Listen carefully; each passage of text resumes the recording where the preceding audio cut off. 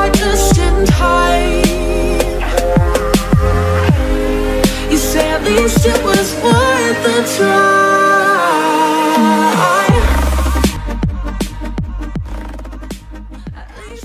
Assalamualaikum warahmatullahi wabarakatuh. Halo teman-teman semuanya, selamat datang kembali di podcast Kombat Justisia volume kedua tahun 2025.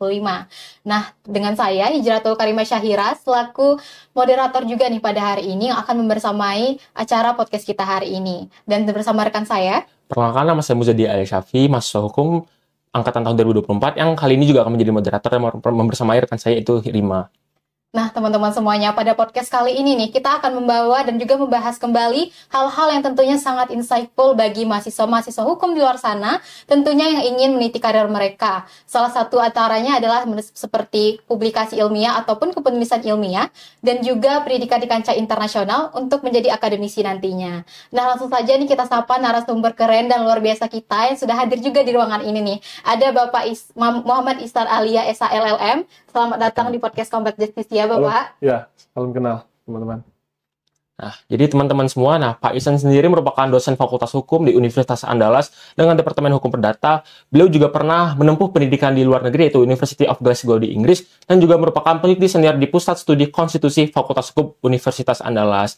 Nah, jadi Bapak, pada kali ini kita akan membahas nih topik kita mengenai kepenulisan ilmiah, menempuh pendidikan di luar negeri, serta menjadi akademisi di masa kini, yang tentunya akan menjadi bekal dan juga pesan, serta informasi bagi teman-teman Fakultas Hukum di luar sana, entah itu dari Fakultas Hukum Universitas Andalas, atau lainnya nih Pak. Karena ini juga bermanfaat tentunya, dan juga dapat menjadi suatu beban, suatu bekal yang akan dijadikan langkah dan juga pengalaman yang berharga nantinya nih Pak. Nah, mungkin sebelum kita mulai lebih lanjut nih Pak mengenai topik kita kali ini, nah mungkin kami teman-teman ingin mengetahui nih Pak, apa sih yang membuat alasan Bapak untuk akhirnya berkiprah di dunia akademisi sehingga memutuskan untuk menjadi dosen Fakultas Hukum nih Pak? Baik, tentu ceritanya lagi-lagi soal sejarah hidup saya sendiri ya. Ini sejarah yang cukup panjang, saya ceritakan kepada teman-teman tentu menjadi, mungkin bisa menjadi pelajaran, atau bisa menjadi panduan mungkin dalam mempertimbangkan karir ke depan. Basic saya sebenarnya ketika saya menempuh sekolah menengah awal ya, sekolah menengah akhir, SMA dan SMP itu sebenarnya saya lebih basicnya adalah eksak atau science ya. Background saya adalah kimia sebenarnya. Jadi di awal-awal perkuliahan saya nggak kepikiran, di awal-awal mencari kampus gitu ya, nggak pernah kepikiran untuk masuk ke Fakultas Hukum. Dan Fakultas Hukum ini adalah pilihan ketiga. Nah, saya rasa juga teman-teman yang lain juga banyak mengalami problem yang sama ya, di mana Fakultas Hukum itu menjadi the last resort gitu ya, pilihan terakhir kalau nggak dapat di kampus yang diinginkan, akhirnya masuk ke Fakultas Hukum. Nah, long story short-nya adalah ya setelah saya masuk ke Fakultas Hukum, saya bertemu dengan orang-orang luar biasa, dosen-dosen yang luar biasa, yang kadang merubah paradigma kita soal kehidupan. Misalnya bagaimana kehidupan itu tidak dinilai dengan harga, tidak dinilai dengan angka, tapi dinilai dengan value, dinilai dengan sebuah nilai dan esensi yang didapatkan ketika kita menempuh sebuah kegiatan ataupun karir dalam kehidupannya. Nah, selama berkuliah di Fakultas Hukum, saya menemukan jati diri saya yang selama ini saya nggak kira saya punya kemampuan itu. Bahwa saya pada awalnya bisa dibilang sebagai anak yang cukup introvert ya. Maksudnya nggak begitu suka berkomunikasi, nggak begitu suka berdebat gitu. Nah, setelah saya masuk di komunitas debat dan penulisan hukum ya di Kombat Justisia, hobi itu muncul dengan sendirinya. Nah, akhirnya hobi dalam mempertanyakan sebuah premis, mempertanyakan sebuah diskursus itu menjadi hal yang terus berkembang seiring dengan aktivitas saya di Kombat. Akhirnya saya pernah mengikuti juga beberapa perlombaan bersama dengan teman-teman Kombat. Dan selepas saya menyelesaikan studi, kok jadinya Fakultas Hukum itu menjadi seperti lebih homey ya, saya kira. Dan lebih cocok dengan pola pemikiran saya sendiri. Sehingga akhirnya ya saya putuskan, memang dunia karir di bidang hukum akan saya tempuh. Nah, pertanyaan kemudian adalah, karirnya bidang hukum ini kan banyak sekali ya. Ada praktisi, ada akademisi dan lain sebagainya. Kenapa memilih dunia akademisi? Nah, saya melihat kalau memang lagi-lagi kita tidak mengejar value, tidak mengejar tidak mengejar price gitu ya, tidak mengejar suatu nilai angka-angka, maka akademisi itu punya keseimbangan di antara keduanya. Dunianya pun insya Allah dapat gitu ya, akhiratnya pun dengan sharing dengan adik-adik yang mendapatkan keilmuan dari diri kita juga akan mendapatkan semacam manfaat juga. Nah, akhirnya saya pikir dunia akademisi ini lebih cocok dengan diri saya. Dan terakhir memang saya mengira banyak teman-teman yang punya potensi luar biasa, punya wawasan hukum yang luar biasa, critical thinking-nya luar biasa, namun memandang agak sedikit skeptik dunia akademisi, karena nggak melihat bahwa karir sebagai seorang pendidik itu menjadi karir yang bisa menjanjikan gitu. Nah, makanya kemudian saya merasa saya perlu mengisi gap itu. Nah, itulah kira-kira alasannya kenapa saya memilih karir akademisi tadi dan Rima. Berarti banyak juga ya Pak, bagaimana proses dari awal, waktu menempuh pendidikan sebelum di perguruan tinggi, sampai akhirnya bisa menjadi akademisi. Dan tentunya Bapak sudah melihat banyak sekali informasi-informasi, tokoh-tokoh yang ditemui, sehingga bisa membentuk dan juga menjadikan diri Bapak yang saat ini sudah menjadi akademisi di Fakultas Hukum. Nah, tentunya waktu Bapak sendiri sebagai mahasiswa juga sudah mengetahui bagaimana budaya menjadi mahasiswa di zaman Bapak, bagaimana berkompetisi, bagaimana cara membangun diri dan juga mempersiapkan diri sebagai mahasiswa tentunya, karena Bapak sendiri juga dulu pernah menjadi mahasiswa.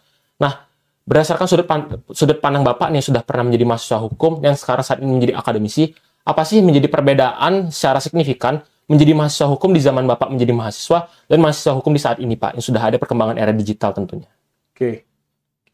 Pertama, perbedaannya tentu sangat besar sekali, baik dari sisi subjek, pelakunya, teman-teman mahasiswanya, karakternya, ataupun fasilitas dan objek yang menjadi objek studinya gitu.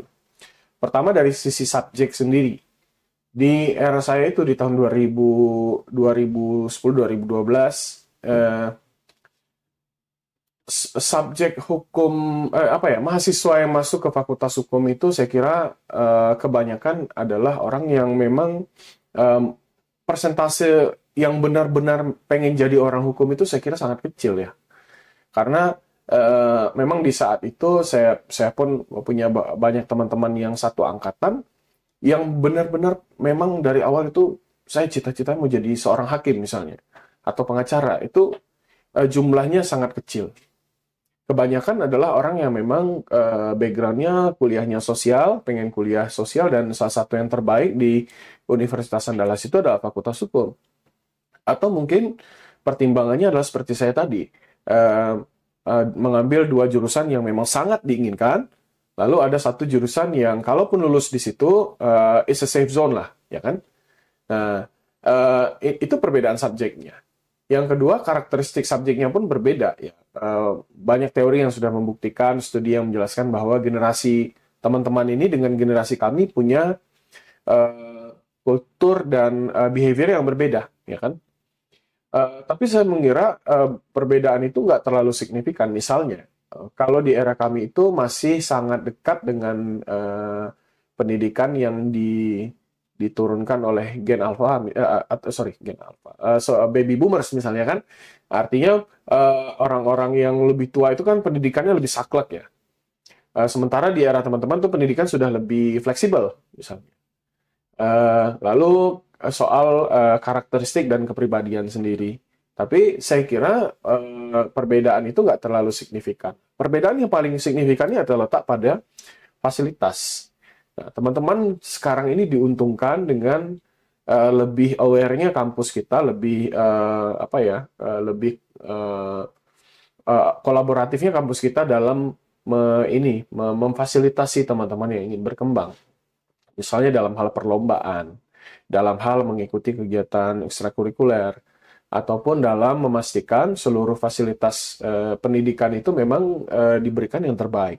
Nah, ini saya kira yang teman-teman punya adalah sebuah privilege ya, sebuah insentif yang teman-teman punya, dan saya kira itu harus digunakan secara lebih baik untuk menutupi misalnya ada semacam gimmick-gimmick yang mengatakan wah kalau Gen Z ini kan katanya nggak terlalu kuat ditempa gitu, hidupnya lembek misalnya kan.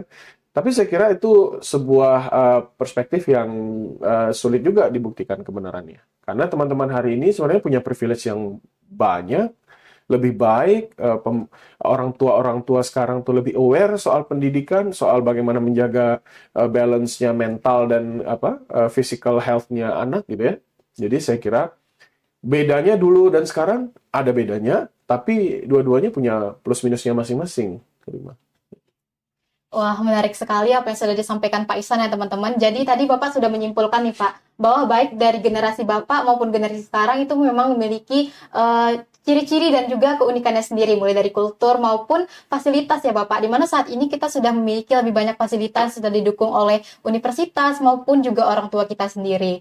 Nah, kalau begitu Pak, kalau kita kaitkan dengan kepenulisan ilmiah nih Pak, mengapa kemudian menulis itu menjadi hal yang penting bagi mahasiswa hukum untuk menjadi bekal bagi mereka untuk meniti karir mereka selanjutnya nih Pak? Oke. Gini, saya pernah baca sebuah novel judulnya El Labrador, karya Mario Vargas Llosa. El Labrador ini kalau di bahasa Indonesia kan artinya sang pengoceh. Dia menceritakan soal seorang pemuda di sebuah kampung di Meksiko yang kemudian punya critical thinking yang sangat luar biasa. Misalnya dia suka mengkritik bagaimana wali kota di sana mengambil keputusan, mengelola pasar, dan lain sebagainya.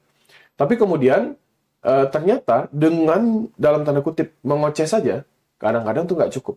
Nah, ketika Anda cuma sampaikan sebuah kritik atau premis itu dalam bentuk vokal saja, atau dalam bentuk saya nggak tahu hari ini, tapi kalau hari ini mungkin Anda bisa videokan, bisa dokumentasikan. Tapi setidaknya adalah ketika Anda hanya punya kemampuan berbicara saja, maka seringkali saya kira itu tidak substantif masukannya. Dan ketika Anda menulis juga, selain masukan itu menjadi lebih substantif, masukan ataupun kritik itu juga akan menjadi lebih terstruktur. Ya kan? Ketika Anda menulis, Anda akan mengantarkan orang, baik orang yang awam, ataupun orang yang sudah mengerti dengan topik itu, dengan menggunakan bahasa-bahasa yang lebih mudah dipahami, tapi tetap santun dan akademik, ya kan? Nah, ini yang kemudian menjadi tantangan dalam menulis. Nah, termasuk saya sendiri. Saya itu, kalau dalam penilaian banyak teman-teman, punya kemampuan verbal yang lebih baik dibandingkan dengan kemampuan menulis misalnya. Maka PR-nya itu adalah untuk bagaimana apa ide ataupun gagasan yang sangat mudah disampaikan ketika bicara secara verbal, itu bisa dituliskan dengan baik agar orang bisa mengerti. Nah, bedanya kan kalau kita hari ini seperti di podcast ataupun kita videokan gitu ya, teman-teman bisa mengerti itu dengan bantuan saya menggunakan mungkin mimik, tatapan, dan intonasi misalnya. Tapi kalau dengan tulisan, Anda harus lebih groundbreaking dalam menulis, sehingga ada poin-poin yang benar-benar dirasakan gitu ketika menulis. Nah, itu perbedaannya. Kenapa orang hukum harus menulis? Nah, itu tadi, ketika hukum itu hanya dibicarakan aja, kalau istilah yang sering disampaikan Bang Ferry, parlemen itu hanya parley saja, hanya bicara saja, tanpa pernah melakukan membuat fungsi legislatifnya berjalan dengan membuat undang-undang itu menjadi nyata, maka kita akan menghadapi sang pengoceh saja, tapi nggak pernah benar-benar punya substansi. Makanya penting bagi teman-teman hukum untuk tidak hanya dalam tanda kutip mengoceh, tapi juga harus bisa menuliskan, harus bisa menarasikan dalam bentuk tulisan yang bisa dimengerti. Baik Bapak, tadi Bapak juga sempat menyebutkan ya, memang mahasiswa hukum itu memiliki dua basic skill yang memang harus dikuasai, yaitu berbicara dan juga menulis nih Pak. Mungkin setiap mahasiswa hukum itu sendiri mungkin memilih kecenderungan mereka, apakah mereka ingin lebih ke berbicara atau mungkin menulis Pak. Namun kalau misalkan mahasiswa hukum yang baru pertama kali menulis nih Pak, apakah dan dia belum punya pengalaman sama sekali nih, apakah Bapak ada memberikan saran langkah awal apa yang bisa mereka ambil untuk menentukan jalannya penulisan tersebut nih Pak? Oke. Pertama perlu tegaskan dulu ya, untuk Anda bisa mulai menulis, maka perlu ditanamkan satu prinsip ini. Dan prinsip ini yang cukup saya tekuni ya. Prinsipnya adalah bahwa tulisan yang baik itu adalah tulisan yang diselesaikan. Sehingga menulis atau tidak, baik atau tidaknya seorang penulis adalah ketika tulisan itu dia selesaikan. Kenapa? Karena setelah tulisan itu selesai, akan ada semacam feedback, ada semacam overview, ada semacam evaluasi terhadap tulisan-tulisan yang sudah dibuat.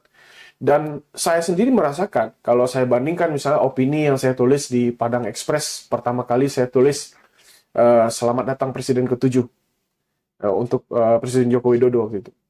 2019 ya. Oh enggak, 2015 berarti kan. Nah, di awal periode pertama Presiden Jokowi. Nah, itu saya menulis sebuah opini di Padang Express waktu itu. Saya bandingkan dengan tulisan yang sudah saya tulis belakangan, itu luar biasa perbedaannya. Nah, jadi apa prinsip yang harus ditanamkan ketika mau mulai menulis? Menurut saya yaitu prinsip bahwa menulis itu adalah ya menulis. Bahwa orang nggak, oh saya harus baca ini dulu, saya harus baca ini dulu. You can do it later. Tapi setidaknya ketika ada ide, gagasan gitu ya. Nah, kalau Anda tahu salah satu dosen kita yang cukup rajin menulis itu Bang Antoni Putra. Nah, kalau Anda lihat Antoni menulis, Antoni itu punya karakter menulis adalah dia menulis apapun ketika gagasan itu muncul. Baik itu di handphone, di notes, di WhatsApp, di laptop gitu ya. Dalam kesibukan apapun ketika dia sedang berpikir dan bermanifestasi, ternyata muncul sebuah ide, gagasan, dia langsung menulis. Nah, perbedaan ini sangat jauh dengan saya misalnya.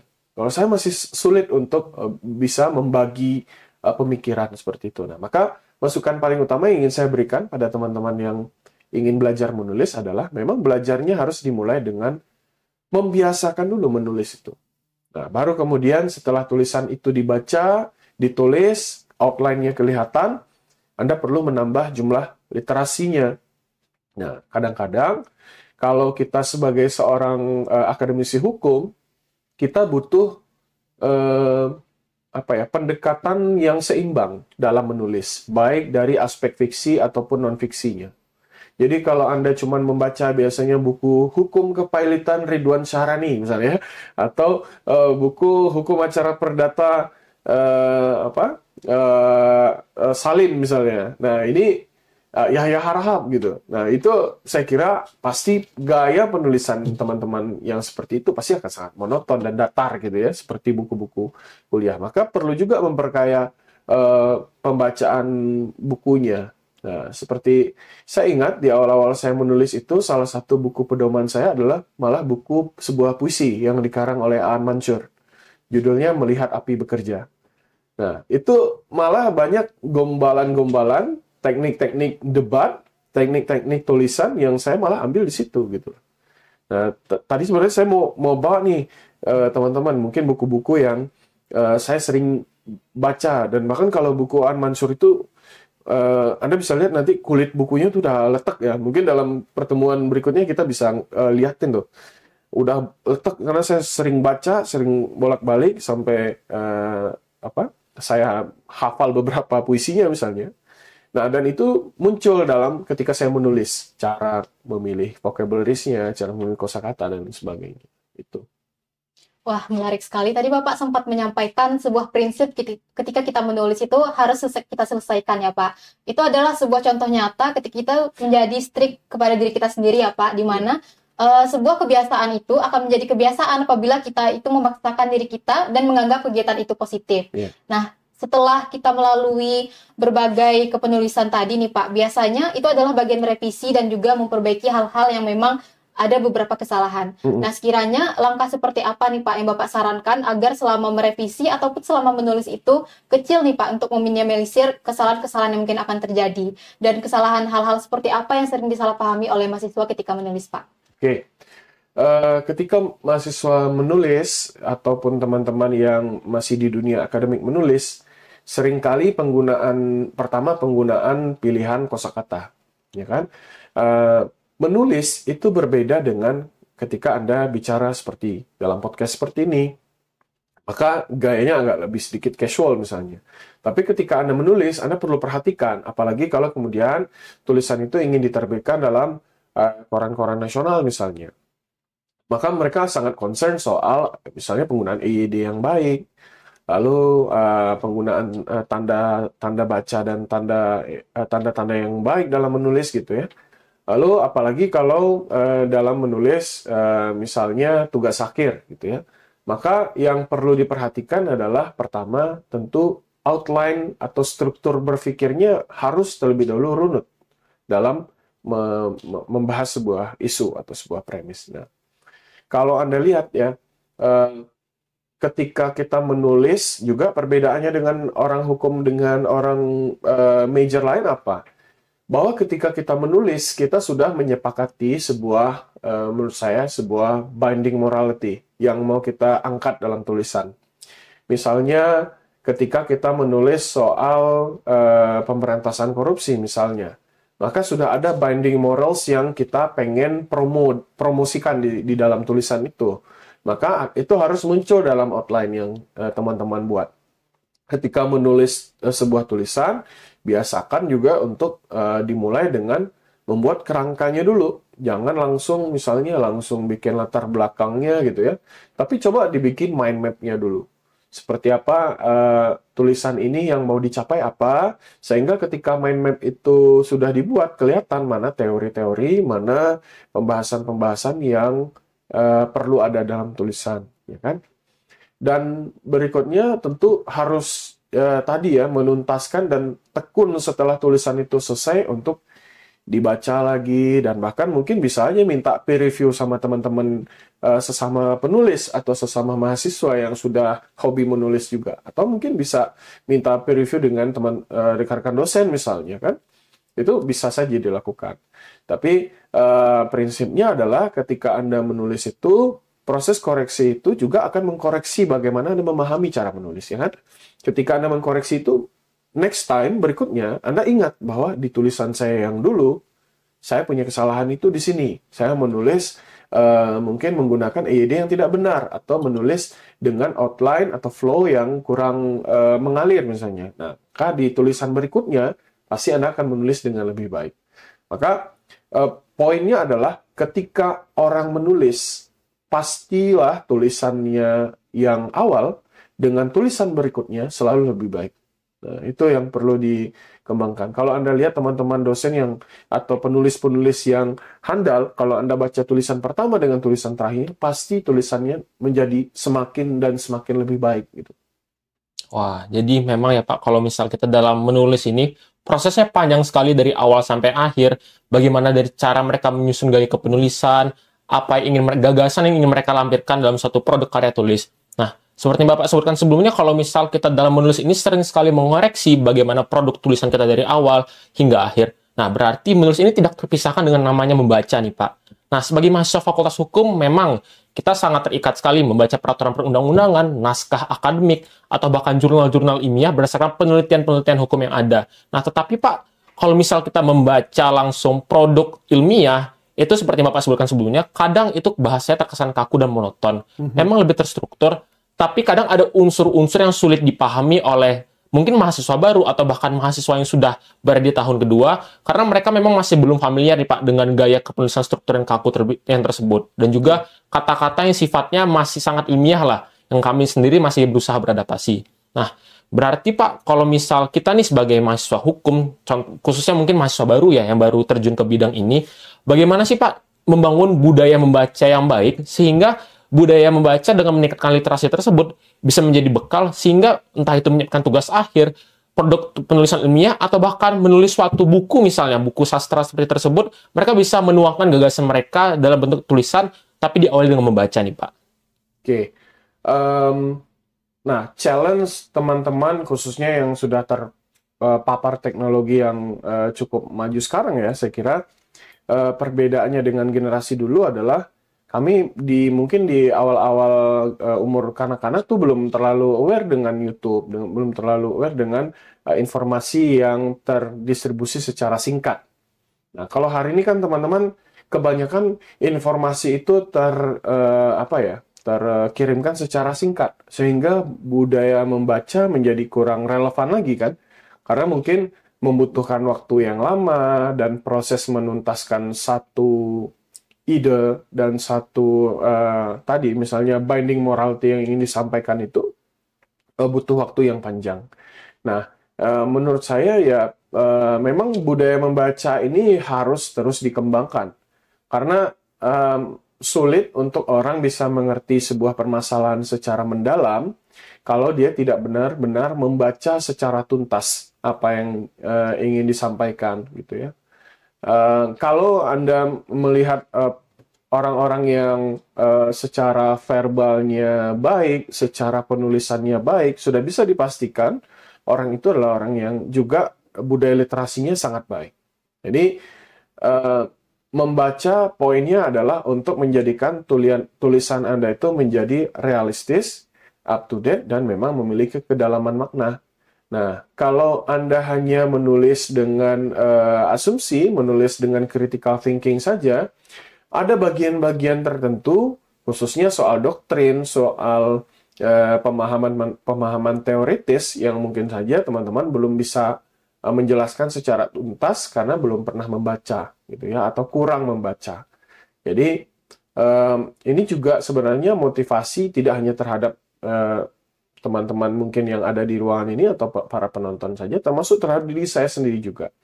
Karena budaya membaca itu sangat sulit hari ini untuk dikembangkan di tengah gempuran informasi yang berputar secara lebih cepat. Hari ini Anda bisa mengkonsumsi ribuan, bahkan mungkin ratusan ribu informasi dalam satu hari, dan mungkin kehilangan waktu untuk settle down gitu ya, membaca, kembali grounding kepada bacaan-bacaan yang mungkin punya perspektif yang bisa lebih menggugah.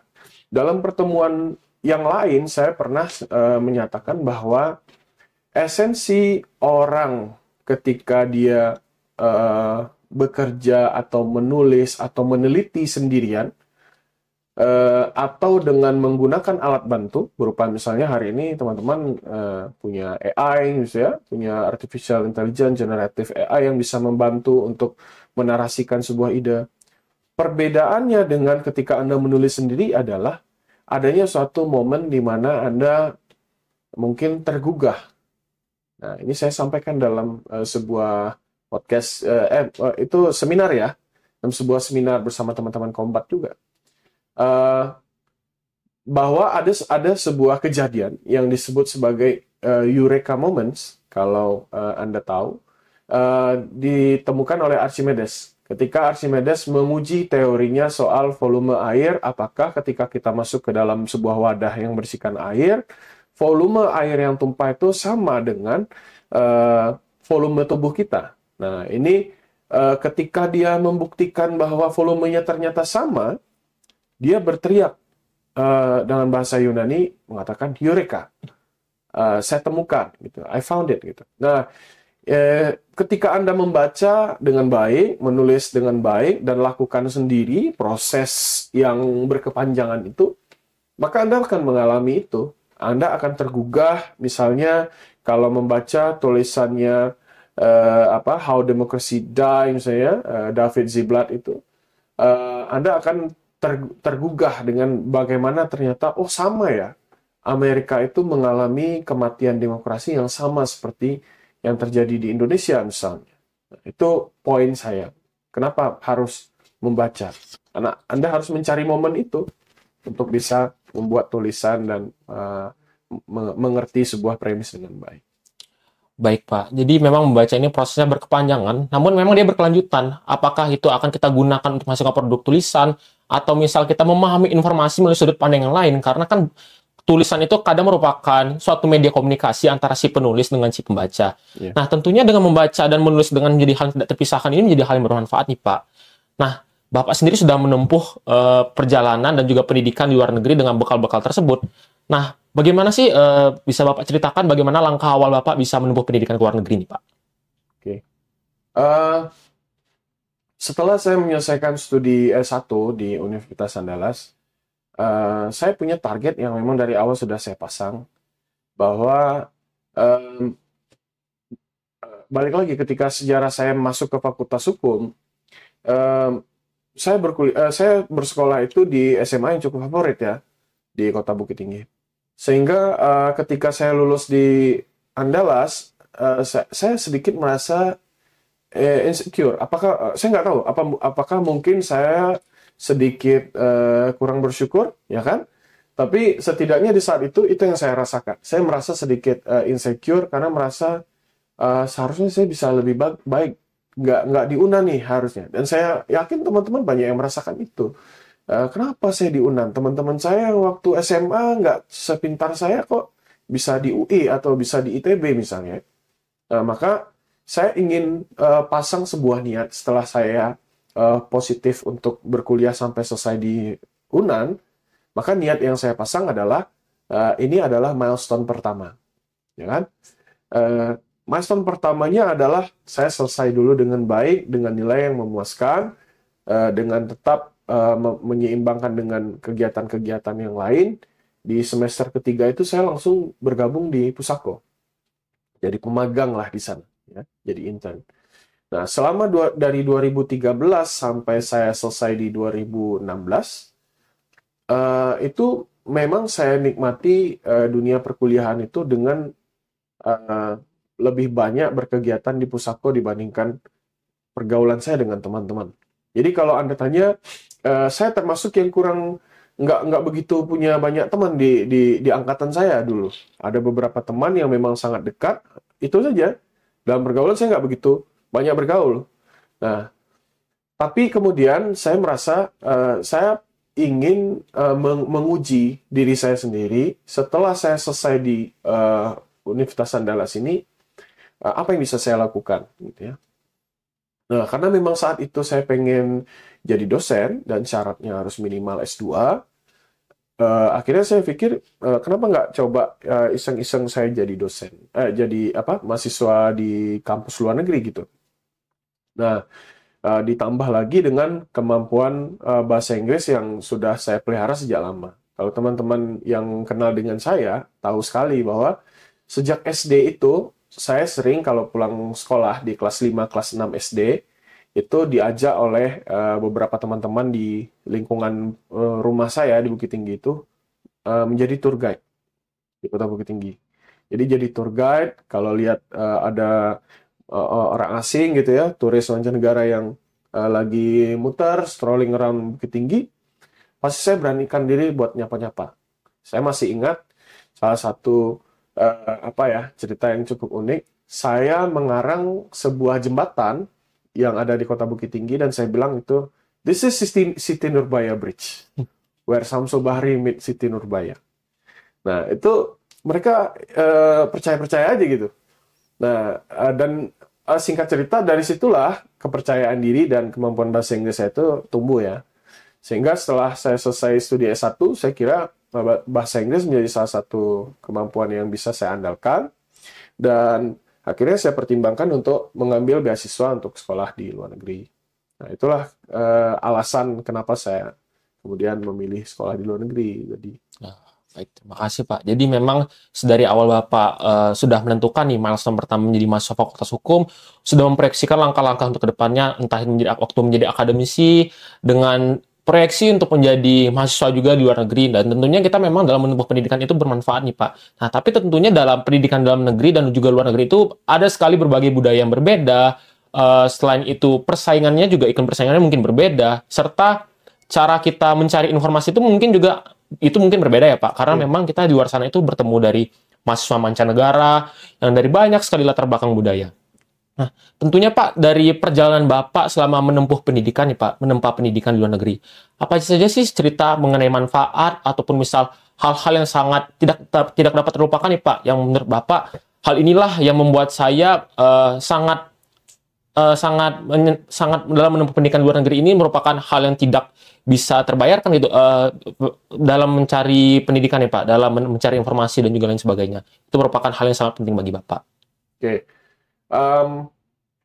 Yang pertama yang berubah dari paradigma setelah saya kuliah di luar negeri adalah, kalau Anda lihat, teman-teman kita mahasiswa luar negeri, mahasiswa asing itu, perbedaannya dengan kita mahasiswa Indonesia adalah kita biasa berada di level yang mild atau mencari jalur tengah ya, nggak terlalu sibuk, nggak terlalu serius, nggak juga terlalu main-main gitu loh. Nah, itu kondisi ideal pada para mahasiswa Indonesia pada umumnya. Jadi semuanya ya ditempuh secara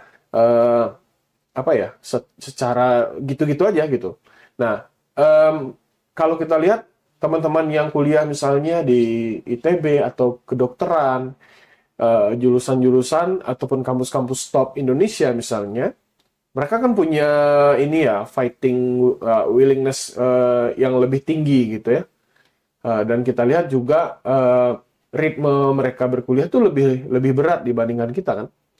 Nah, sehingga saya dulunya berpikir bahwa ya mungkin kuliah hukum ini memang seperti ini, memang ringan, rileks gitu ya, nggak terlalu banyak tugas misalnya. Tapi setelah saya sampai di sana, perbedaannya adalah tugas itu sama aja, memang nggak banyak, nggak ada tugas yang dikasih dosen itu nggak banyak. Tapi ritme dan style dalam belajar itu sangat sangat berbeda. Misalnya kalau di luar itu Anda bisa temukan ada beberapa meja-meja di perpustakaan itu yang harus di-booking untuk bisa belajar di situ. Karena mayoritas Anda temukan saya contoh di kampus saya Glasgow itu perpustakaannya 11 lantai.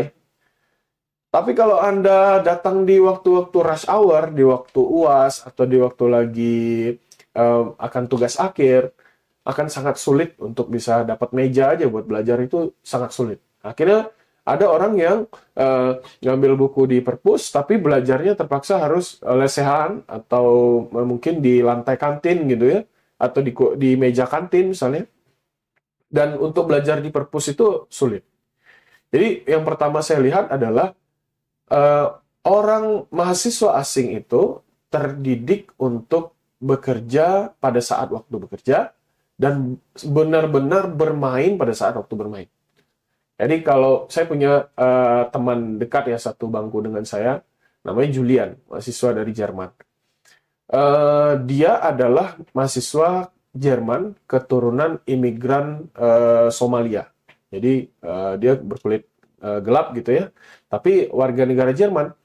Sehingga kalau yang saya benar-benar ingat sekali, untuk saya pergi dengan dia misalnya sepulang dari kuliah, kemudian kami janjian mau ke perpus misalnya. Saya harus sangat tepat waktu dengan dia. Termasuk ketika janjiannya adalah misalnya sekedar untuk pergi makan misalnya, pergi makan ramen. Nah, bahkan kalau saya telat aja, itu saya ditegur oleh dia. Nah, jadi perbedaan yang paling utama saya lihat adalah kita itu suka ya waktu kita mau belajar, kita belajar, tapi kalau capek kita berhenti. Nggak benar-benar memaksakan ketika mau belajar itu harus belajar gitu. Dan ketika kita ada waktu untuk rileks, karena waktu kita belajar itu kita nggak maksimal, waktu rileks dan waktu istirahat itu terpakai untuk belajar. Karena pekerjaannya belum selesai, ya kan? Maka time management itu yang paling utama saya pelajari di sana. Benar-benar esensi time management itu adalah bersantai ketika benar-benar saatnya harus bersantai, beristirahat, dan benar-benar menyiapkan tenaga ketika waktunya bekerja, benar-benar bekerja full power, non-stop, sampai dengan pekerjaan itu selesai. Itu yang paling utama perbedaannya. Nah, value yang lain adalah kecintaan terhadap bangsa kita itu, negara kita itu tumbuh. Nah, hari ini kita berhadapan dengan tren ya, questioning nationalism itu ketika ada orang-orang yang bilang pergi aja dulu, meninggalkan negara sampai negara ini lebih baik gitu ya. Saya yakin mayoritas yang ngomong seperti itu adalah orang yang mungkin hanya liburan atau berkuliah saja di luar negeri dalam waktu yang singkat. Tapi kalau yang benar-benar berkuliah, bekerja, menikmati bagaimana di luar negeri, saya nggak yakin mereka akan ngomong seperti itu. Atau mungkin ada maksudnya sebenarnya ngomong seperti itu. Sebab kecintaan terhadap bangsa kita itu memang muncul ketika kita jauh. Nah, termasuk dengan kecintaan dengan barang-barang yang lain, hal-hal yang lain. Terhadap pasangan, terhadap barang yang kita sukai. Kecintaan itu akan muncul, akan kita bisa uji ketika barang, orang, ataupun benda itu jauh dari kita. Nah, saya pun merasakan itu setelah saya di luar negeri. Saya sempat menjadi peneliti magang juga di Glasgow Center for International Law Studies. Kami meneliti beberapa FDI, Foreign Direct Investment, pembangunan-pembangunan fasilitas umum di berbagai belahan dunia. Salah satunya waktu itu yang sedang kami pelajari adalah pendirian PLTA di Slovakia dan Romania. Oke. Nah, yang setelah saya selesai riset di sana, mereka menawarkan untuk setelah selesai studi ini menjadi periset tetap. Dengan waktu itu, ya kalau kita berhitung soal gaji dan pendapatan, sebenarnya pendapatannya sudah luar biasa. Tapi karena saya pikir nasionalisme itu memang sangat terasa tumbuh saat saya jauh dari Indonesia ya, saya bulatkan tekad bahwa saya mau pulang.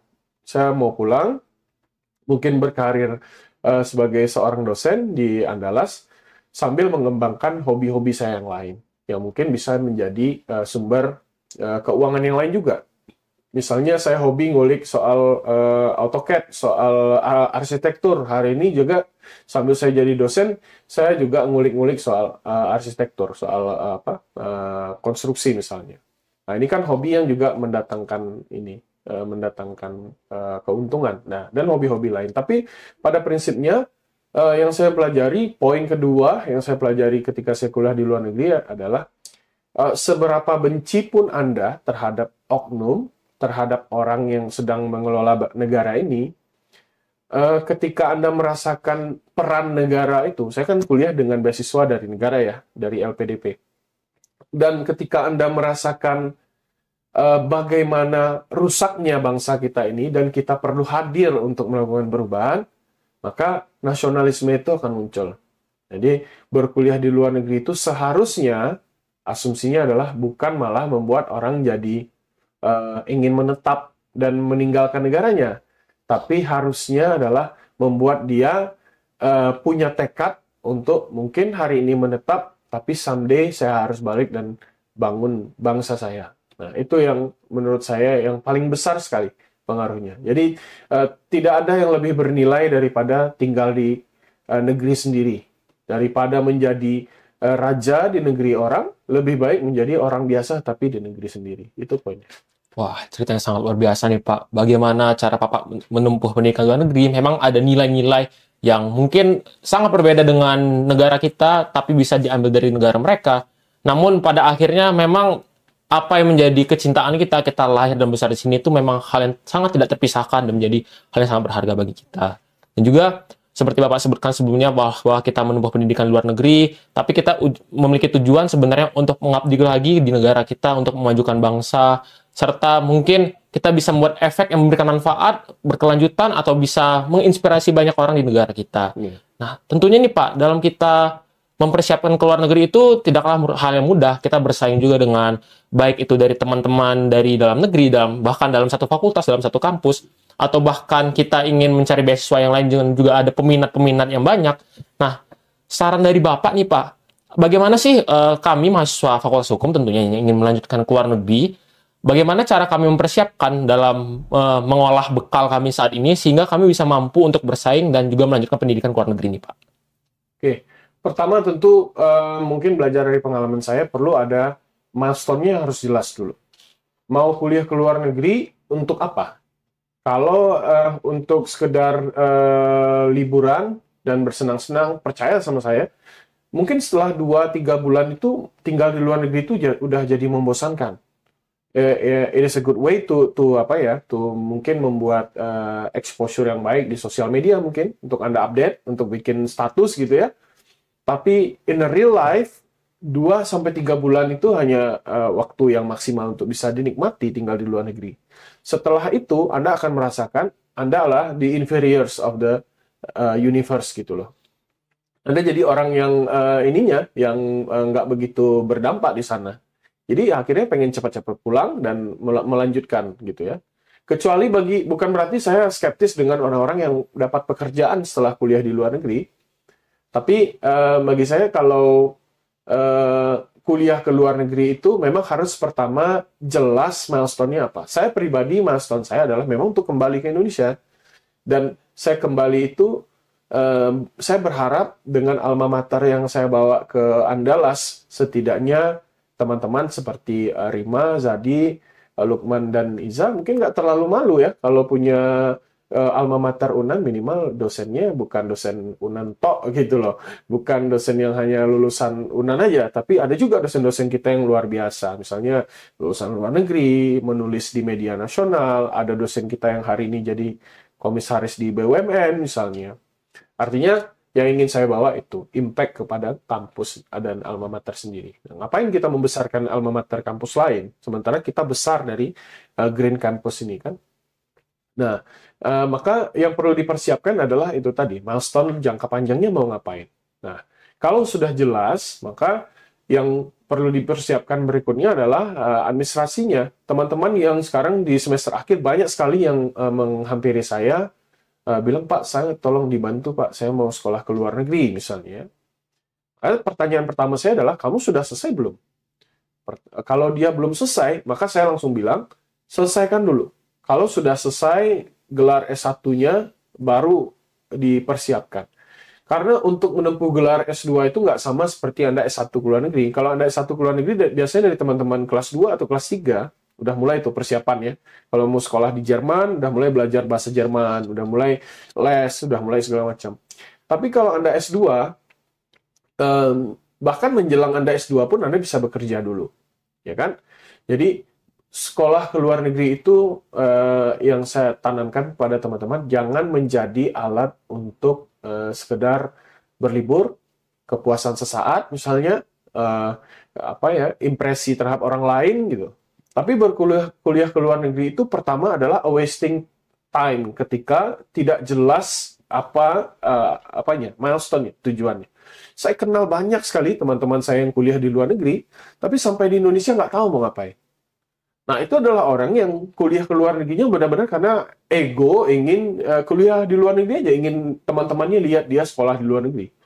Tapi setelah dia sekolah di luar negeri, challenge paling utama dari orang yang ijazah luar negeri adalah untuk adaptasi lagi tuh dengan culture, dengan perkembangan Indonesia, dengan pola pemikiran Indonesia yang kadang-kadang di dunia kerja pun menjadi skeptis untuk merekrut Anda karena wah udah sekolah luar negeri nih, gimana mau digaji berapa misalnya, atau dia sekolah di luar negeri tapi ketika dites ke pemahaman soal hukum Indonesia atau soal regulasi di Indonesia dia nggak begitu paham ternyata. Nah, jadi yang kedua itu ya perlu ditegaskan dulu. Mau ngapain sih ketika sekolah? Nah, administrasinya berupa apa? Ketika Anda selesai, maka sudah ada ijazah yang perlu disiapkan, misalnya punya profil yang baik. Profil itu dalam bentuk CV, dalam bentuk personal statement, dalam bentuk resume, yang memang terstandar secara internasional. Ya kan? Jangan CV-nya masih CV yang berwarna-warni dengan foto dengan lain sebagainya. Tapi is a professional CV. Nah, teman-teman hari ini sebenarnya sudah dimudahkan dengan adanya platform LinkedIn ya. Nah, bisa belajar di LinkedIn. Bagaimana orang memprofil dirinya dengan baik. Nah, setelah profil itu muncul, maka tentu yang kedua adalah kemampuan. Kalau kemampuan berbahasanya pengen sekolah di Jepang, maka kemampuan bahasa Jepangnya harus sudah minimal sesuai standar. Atau kalau mau berkuliah di Eropa atau di kampus dengan bahasa Inggris, ya bahasa Inggrisnya sudah harus di atas standar. Apalagi dengan hari ini beasiswa lebih semakin kompetitif, syarat bahasa itu jadi semakin lebih tinggi kan. Nah, maka itu perlu juga disiapkan. Berikutnya adalah setelah mempersiapkan administrasi itu perlu melakukan riset. Nah, riset soal apa? Soal kampusnya. Mau kuliah di mana? Kampusnya, kenapa memilih kampus itu? Apa background kampus itu sehingga dia punya inline dengan target kita berikutnya. Jangan kemudian yang penting kuliah di luar negeri, mau di Taiwan, mau di mana, kayak yang penting sekolah di luar negeri. Nah, itu menurut saya adalah lebih kepada ego aja. Dan itu akan menyusahkan Anda nanti ketika Anda selesai, pulang, bawa ijazahnya ke Indonesia, orang bingung mau menempatkan Anda di mana. Gitu. Nah, saya sendiri, sebelum saya sekolah ke luar negeri, saya sudah berkomunikasi dengan banyak dosen, bahkan pimpinan kampus waktu itu, Prof. Bushra Zehri, saya sampaikan, Prof, saya mau kuliah ke luar negeri, setelah ini saya mau jadi dosen. Maka supaya saya bisa jadi dosen di sini, apa yang harus saya lakukan? Nah, menurut beliau, salah satunya harus inline antara apa yang saya kaji di S1 dan apa yang mau saya kaji di S2. Jadi kalau mau jadi dosen ya harus jelas. S1-nya misalnya core-nya adalah hukum bisnis, maka S2-nya kalau bisa harus hukum bisnis juga, supaya ada inline dia pemikirannya. Nah, akhirnya saya ambillah hukum bisnis, saya coba riset di mana sih hukum bisnis ini yang terbaik. Muncullah dua top tier, karena saya pengen di Eropa ya. Yang pertama muncul adalah Oxford, yang kedua Cambridge. Nah, itu beyond dari kemampuan saya lah saat itu saya pikir. Jadi saya skip, kira-kira top 10 Eropa dan top 10 Inggris itu apa. Nah, akhirnya mengerucutlah kepada beberapa pilihan. Sambil saya menyiapkan mencari beasiswa, saya udah mulai apply setelah saya selesai itu. Apply ke semua kampus, total saya dapatkan 13 LOA. Nah, sebenarnya itu nggak terlalu impresif juga ya. Karena kalau Anda iseng aja, kirim CV, kirim lamaran, apalagi kampus-kampus Eropa itu kan rata-rata nggak berbayar. Yang berbayar itu malah di Amerika misalnya. Nah, salah satu yang saya dapat tuh Glasgow, Edinburgh, Manchester, Berkeley di Amerika. Tapi oleh LPDP yang di-approve adalah di Glasgow-nya. Nah, akhirnya berangkat ke Glasgow. Yaitu kurang lebih kalau Anda lihat persiapannya yang berat itu adalah persiapan di bagian pertama itu. Menentukan milestone dan menyiapkan administrasinya. Setelah itu baru meriset dan mencari kampusnya itu setelah kita menjadi memenuhi syarat itu menjadi pekerjaan yang cukup mudah sebenarnya. Jadi seperti yang Bapak paparkan sebelumnya nih Pak, kalau misal kita dalam menempuh pendidikan luar negeri banyak sekali langkah-langkah persiapannya.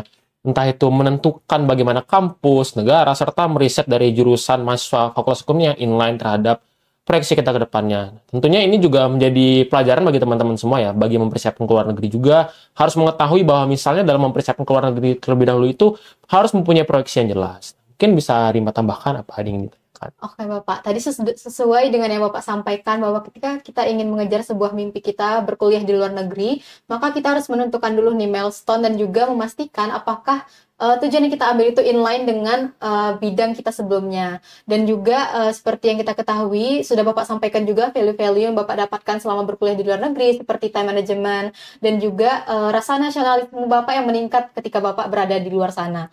Nah, cerita Bapak tadi benar-benar membuka wawasan nih bagi kita, Pak. Apalagi pengalaman langsung di luar negeri itu memang atmosfer yang berbeda ya, Pak, dengan akademik di Indonesia. Nah, jika kita tarik dengan kondisi saat ini nih, Pak, dunia akademik sendiri juga mengalami perubahan di mana saat ini sudah ada artificial intelligence, di mana saat ini semua berita ataupun informasi itu bisa kita tangkap dengan cepat, dan hal itu tentu saja berbeda dengan zaman Bapak dulu ya, Pak. Nah, sekiranya apakah ada tanggapan dari Bapak nih terkait perubahan zaman saat ini? Apakah itu bisa menjadi sebuah platform atau pijakan nih bagi seorang mahasiswa untuk bisa berkembang lagi, apalagi untuk mencari info-info beasiswa mungkin sekarang lebih banyak ya, Pak? Yeah.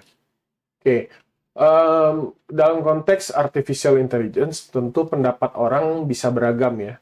Saya pribadi punya pendapat begini, bahwa kalau kita bicara AI secara umum, mau atau tidak, menerima atau tidak, kita sudah hidup di era revolusi industri ketiga, di mana teknologi itu sudah mulai menguasai hampir seluruh segmen kehidupan kita kan.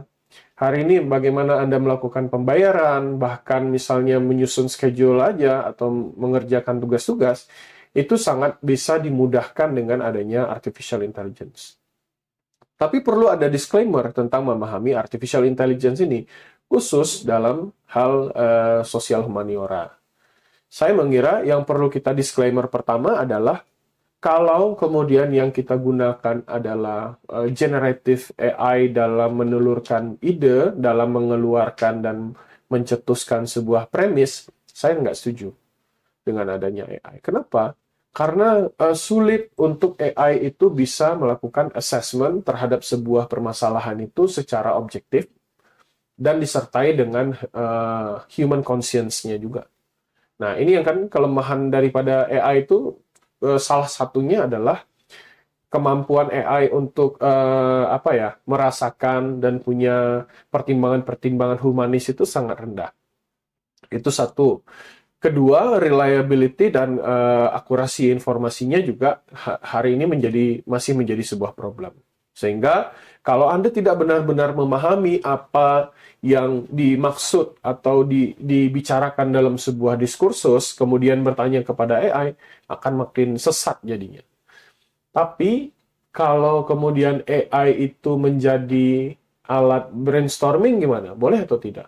Saya pribadi, orang mungkin bisa berpendapat lain, tapi saya pribadi merasa kalau kita sudah punya gagasannya, sudah jelas tadi ya, binding morality-nya apa yang mau disampaikan, kemudian poin-poin outline-nya apa, kemudian Anda ingin brainstorming dengan AI, saya gunakan teori apa ya yang kurang lebih sesuai dengan tren, misalnya bahasan-bahasan jurnal dalam 5 tahun terakhir misalnya, itu sangat boleh sekali. Atau kemarin saya contohkan di forum yang lain, ada AI yang benar-benar fungsinya adalah untuk memberikan Anda guideline dalam memilih literatur bacaan-bacaan. Salah satunya Open Knowledge Map AI. Nah, di mana dia membuatkan peta jalan artikel atau buku mana yang harus Anda baca terkait dengan isu yang Anda lempar ini. Misalnya kita lempar sebuah isu korupsi atau pidana mati gitu. Nah, nanti akan keluar mind map-nya untuk menjelaskan, oh materi ini jurnal yang banyak dikutip soal pidana mati, sehingga Anda harus baca dulu. Nah, ini menurut saya bagus. Atau kemudian misalnya meminta AI untuk melakukan screening terhadap mungkin penggunaan tanda baca yang tidak benar, penggunaan EYD yang tidak baik gitu ya. Ini kan lebih mempermudah sebenarnya, apalagi di era di mana Anda mungkin untuk membuka buku EYD yang tebalnya luar biasa itu sudah mulai malas gitu ya. Mungkin saja bisa minta bantuan kepada AI untuk melakukan screening. Tapi kalau Anda minta bantu, tolong buatkan saya sebuah jurnal tentang ini. Nah, itu menurut saya itu yang akan membuktikan teori brain rot teori itu, bahwa AI itu ketika digunakan secara berlebihan dan membuat ketergantungan akan menyebabkan terjadinya pembusukan otak dan tergerusnya critical thinking. Nah, itu mungkin yang perlu dipertimbangkan ketika menggunakan AI. Baik, Pak. Berarti dari penyampaian Bapak tadi bisa kita simpulkan bahwa penggunaan AI itu masih dibenarkan apabila masih tidak mengganggu critical thinking kita dan juga tidak mengganggu kemampuan yang kita miliki untuk mengambil dan menganalisis dari pemikiran kita itu sendiri, Pak. Nah, dari sudut pandang Bapak sendiri, jika kita tarik ke konteks masa kini juga nih, Pak, sebagai seorang akademisi dan juga dosen, bagaimana perbedaan mendasar antara peran dosen dahulu dan zaman sekarang, Pak? Oke. Saya kira perbedaan dosen dulu dengan zaman sekarang ya. Zaman sekarang, khususnya saya yang mengajar teman-teman milenial, Gen Z dan Alpha ya. Perbedaan teman-teman ini kan Anda mungkin bisa dibilang jauh lebih smart dalam membaca sebuah permasalahan, dalam mengerti sebuah perkembangan, khususnya perkembangan teknologi, sehingga mendidik teman-teman di era hari ini dengan dahulu ya tantangannya adalah ketika Anda mendidik di era zaman dahulu itu sifatnya sangat monolog ya, artinya saya cukup menyampaikan, teman-teman mencatat dan nanti keluar waktu ujian gitu ya.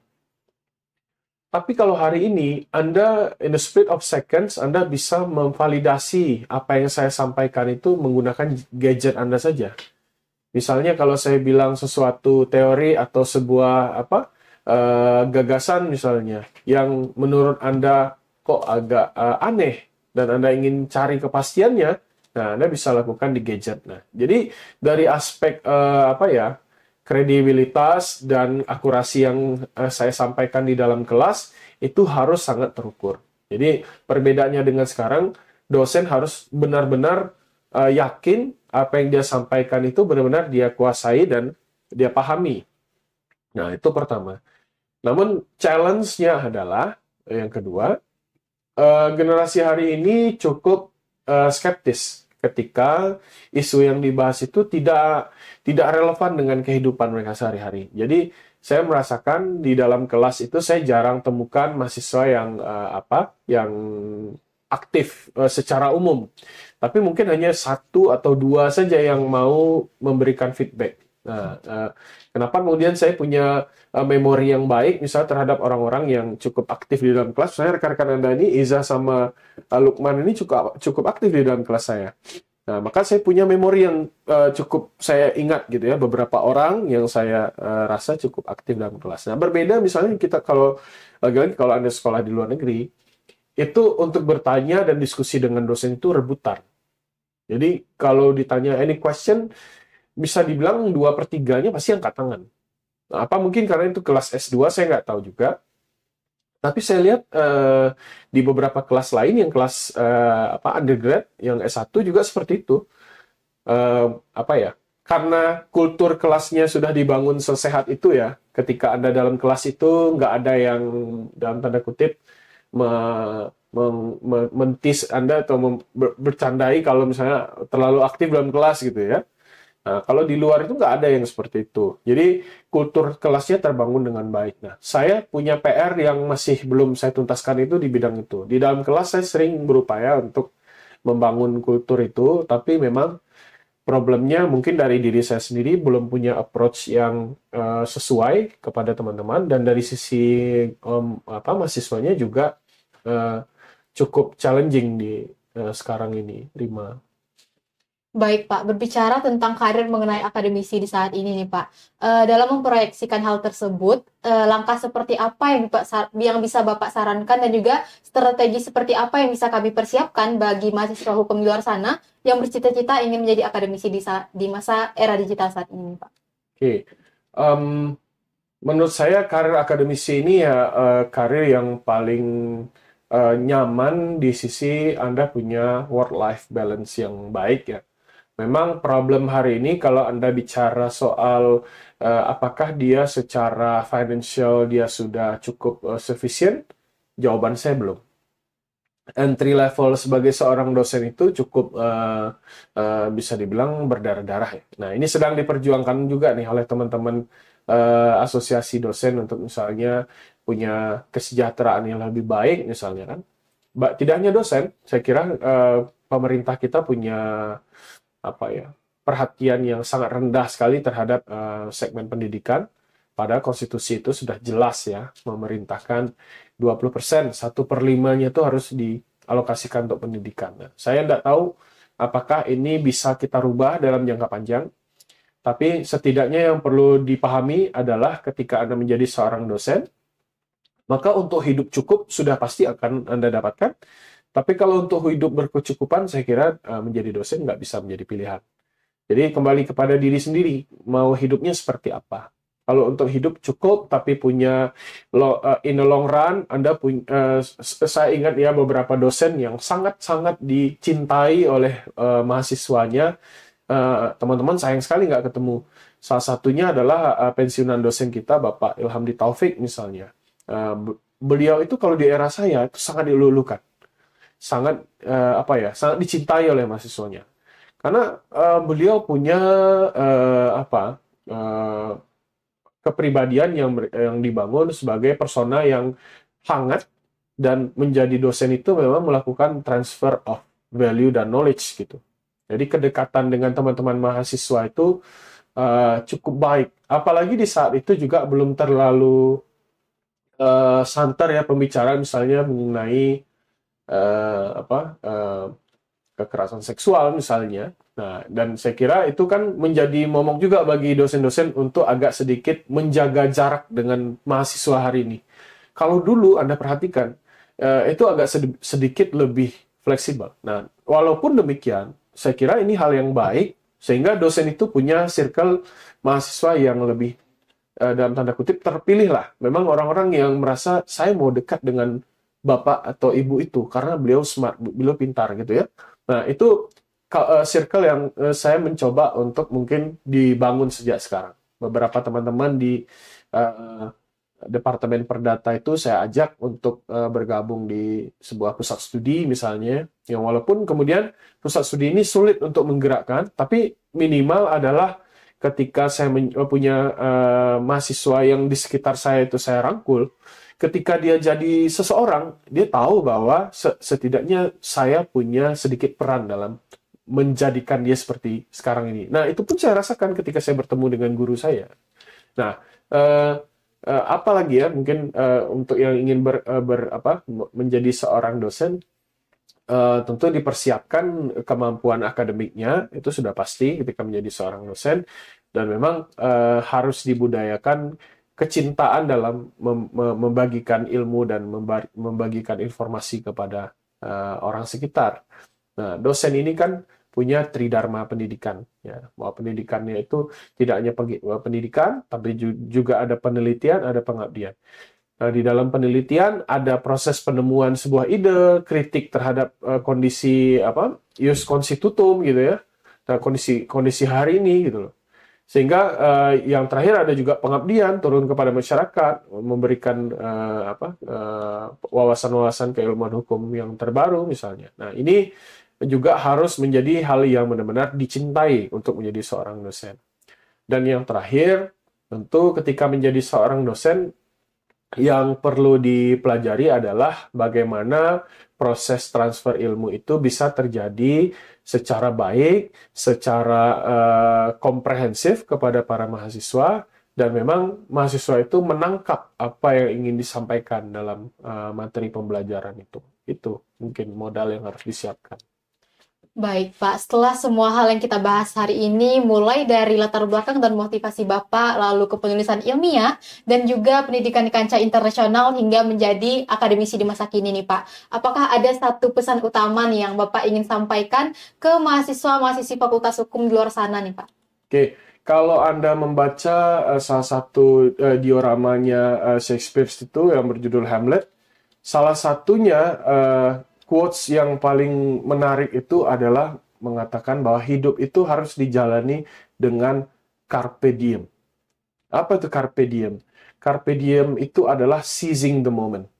Jadi, ketika Anda seizing the moment, menikmati momen-momen, detik demi detik yang Anda lewati itu, yang tumbuh pertama kali apa? Ketika kita menikmati momen itu, tentu adalah pertama adanya rasa bersyukur.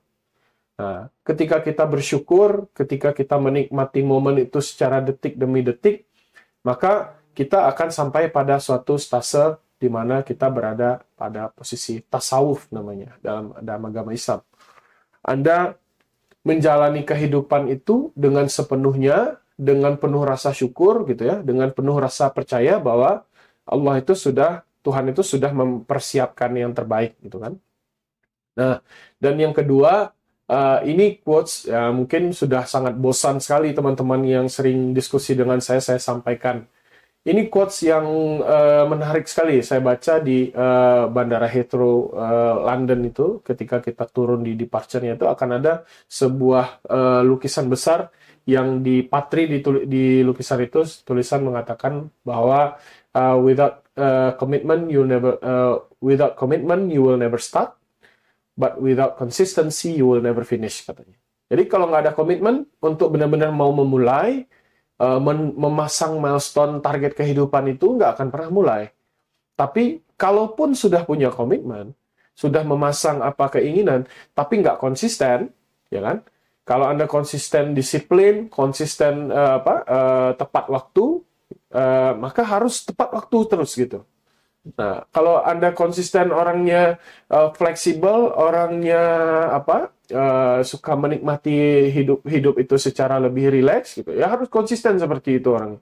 Sepanjang konsisten itu ke arah yang lebih baik gitu ya. Maka konsistensi itu penting. Nah, pesan saya adalah dan ini juga tentu menjadi ini juga ke dalam diri saya, pesan kepada diri saya sendiri bahwa dua hal itu perlu dipupuk dengan baik. Pertama adalah perlu Anda menikmati momen yang kita temui sekarang. Saya bertemu dengan Zadi, bertemu dengan Rima, saya nikmati sekali, karena mungkin saja 20-30 tahun kemudian Anda adalah seseorang yang susah saya temui. Setidaknya pernah saya satu forum dengan teman-teman berempat ini. Nah, yang kedua adalah yang perlu dilakukan, yaitu menanamkan hidup itu dengan sebuah komitmen dan menuntaskan hidup itu dengan sebuah konsistensi. Itu poin dari saya. Wow, pesan utama yang sangat luar biasa nih teman-teman semua. Dari awal kita melangsungkan pembicaraan pada kali ini ditutup dengan pesan utama yang luar biasa bahwa kita harus mulai dengan suatu komitmen dan juga harus menjalankan dengan suatu konsistensi agar bisa menyelesaikan apa yang kita tujukan. Dan terasa nih Pak bahwa pembicaraan kita dari awal Bapak menyampaikan bagaimana nih kepenulisan yang baik, motivasi bagi teman-teman semua, serta bagaimana mahasiswa Fakultas Hukum ingin melanjutkan studi ke luar negeri, serta kita membahas bagaimana cara menjadi akademisi. Setelah berbagai pembicaraan yang kita lakukan, telah sampailah pada ujungnya nih Pak. Nah, sekali lagi terima kasih banyak Bapak telah hadir pada podcast kami pada kali ini. Semoga informasi yang Bapak sampaikan dapat bermanfaat bagi teman-teman semua di luar sana, bagi mahasiswa Fakultas Hukum maupun bukan, serta bagi kami tentunya Pak. Terima kasih sekali lagi Bapak atas kesempatan yang sangat luar biasa ini, tentunya akan sangat bermanfaat bagi kami, dan juga ini merupakan proses teman-teman semua agar kita terus tumbuh dan berkembang, karena kita adalah we are what we think. Baik, saya akhiri. Wassalamualaikum warahmatullahi wabarakatuh.